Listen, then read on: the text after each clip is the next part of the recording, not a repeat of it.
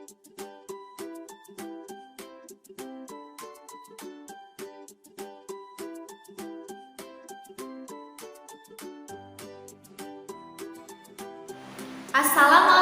warahmatullahi wabarakatuh.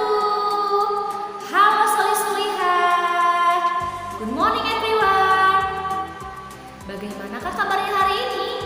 Semoga kita semua dalam keadaan sehat ya. Tetap untuk menjaga kesehatan ya. Jangan lupa prokesnya dilaksanakan. Dan sekarang kita sedang memasuki musim hujan. Jadi jaga kesehatannya dan tetap semangat ya untuk terus belajar.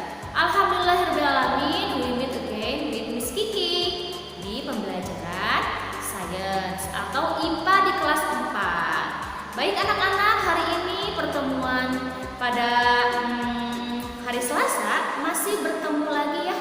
Kita di materi bab 4 yaitu gaya dan gerak. Jadi memang materinya masih bab 4, masih banyak materi yang harus kita pelajari. Maka dari itu coba kalian persiapkan ya. Kita saksikan, simak video pembelajaran ini sampai dengan selesai. Oh ya anak-anak, karena memang di buku ISPS IPA memang materinya itu tidak banyak ya, tidak komplit. Jadi Bu Kiki nanti akan menjelaskan dan memberikan materinya sedikit dari luar buku ISPS ya. Nah, jadi biar pengetahuan kita semakin banyak. Selamat menyaksikan pembelajaran ini, videonya sampai dengan selesai. Anak-anak, masih ingat kemarin kita telah belajar apa ya?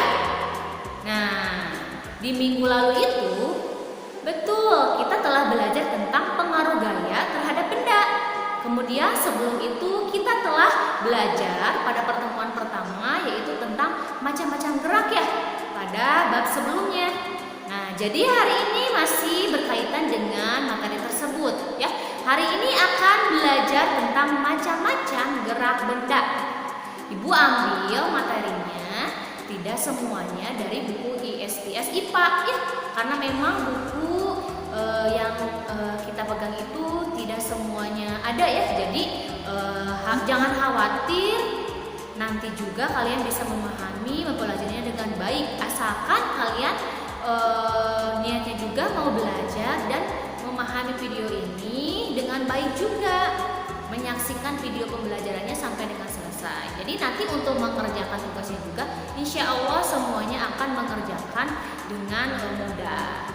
Ya anak-anak, Buki mau bertanya nih sama kalian semua.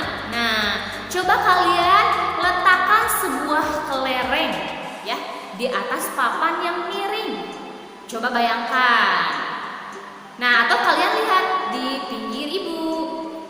Nah, kalian sudah melihatnya? Nah, coba apa yang terjadi ya kira-kira dengan kelereng tersebut? Nah, bagaimana dengan gerak kelereng tersebut? Benda bulat dapat melakukan gerakan berputar seperti gambar A. Benda bulat juga dapat melakukan gerak menggelinding. Gerak menggelinding adalah gerakan berputar sambil berpindah. Pada lintasan miring, benda bulat dapat menggelinding sendiri ke bawah. Coba perhatikan pada gambar B ya. Jika tidak ada yang menahan, benda pasti jatuh ke bawah. Perhatikanlah gerak jatuh pada gambar ini. Pada bagian C. Nah, di gambar C, coba perhatikan ya. Jenis gerak ini terjadi pada semua bentuk benda. Benda bulat, benda lembaran, atau benda kotak akan jatuh ke bawah jika tidak ada yang menahannya. Setelah mengenai bidang yang keras, benda yang lentur dapat bergerak berbalik arah. Gerak benda seperti ini disebut gerak memantul, seperti pada gambar bagian D. Coba perhatikan.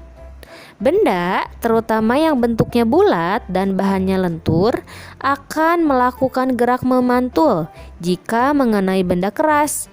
Gerak memantul dapat terjadi pada bidang datar dan bidang tegak. Perhatikan jika kamu melempar bola ke dinding. Bola bergerak berbalik arah setelah mengenai dinding. Kalian dapat mengamati bahwa air bergerak. Gerakan benda cair seperti gerak air tersebut disebut mengalir. Secara alami, benda cair selalu mengalir ke tempat yang lebih rendah. Air dari atas genting mengalir ke tanah. Air terjun mengalir deras ke bebatuan. Dan air sungai mengalir ke laut. Macam-macam gerak benda antara lain berputar, menggelinding, jatuh, memantul, dan mengalir. Ada hal-hal yang memengaruhi gerak benda, yaitu ada 4 jenis. 1. Berat benda memengaruhi gerak benda. 2. Luas permukaan benda memengaruhi gerak benda. 3. Bentuk permukaan benda memengaruhi gerak benda. Dan yang keempat, bentuk permukaan lintasan memengaruhi gerak benda. Apakah pengaruh gaya terhadap bentuk suatu benda? Nah, anak-anak, ini materi telah dipelajari minggu kemarin. Nah, salah satunya yaitu pada bentuk kaleng dan plastisin. Berikut penjelasannya ya. Anak-anak, apa yang terjadi saat sebuah kaleng diremas atau dipukul dengan palu? Kaleng dapat menjadi gepeng jika diremas atau dipukul. Palu dan tangan memberi tekanan pada kaleng. Artinya, palu dan tangan memberi gaya pada kaleng. Bentuk kaleng menjadi berubah. Kaleng menjadi gepeng akibat dikenai gaya. Hal ini menunjukkan bahwa gaya dapat mengubah bentuk benda. Berbagai kegiatan sehari-hari menunjukkan bahwa bentuk benda dapat berubah saat mendapat gaya yang cukup. Makin besar gaya, maka makin besar perubahan benda yang dapat terjadi. Anak-anak, apakah kalian tahu apa itu plastisin? Ya betul, plastisin adalah sebuah benda ya yang bisa dijadikan kerajinan tangan ya. Nah, plastisin juga bisa dijadikan contoh loh untuk kita dapat melakukan percobaan bahwa gaya memengaruhi bentuk benda. Nah, plastisin adalah contoh bentuk benda padat yang paling mudah diubah bentuknya. Jika tidak ditekan atau digulung, bentuk plastisin tidak berubah.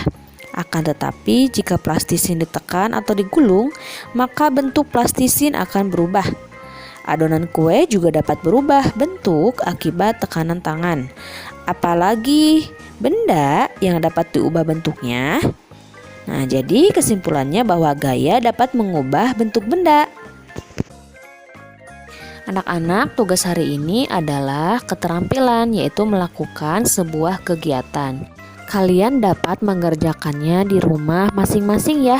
Nanti kalian perlu memiliki alat dan bahan 2 jenis, yaitu plastisin dan koran bekas. Ikuti dengan baik ya langkah kegiatan dan petunjuknya.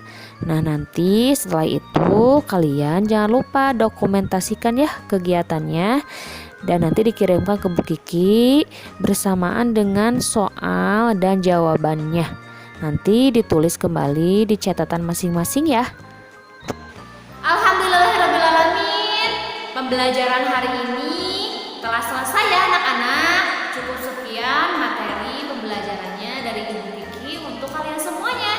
Solih-solihah, jangan lupa untuk dikerjakan tugasnya ya. Nah, Bu Guru pamit dulu ya. Dan jangan lupa untuk tetap semangat mengerjakan tugasnya dengan baik ya. Dan nanti dikirimkan tugasnya jangan lupa ya, maksimal jam 8 malam ya. Nah, anak-anak, sampai jumpa lagi di pertemuan selanjutnya ya. Tetap jaga kesehatan. Bu Kiki mohon maaf jika ada kesalahan. Wassalamualaikum warahmatullahi wabarakatuh.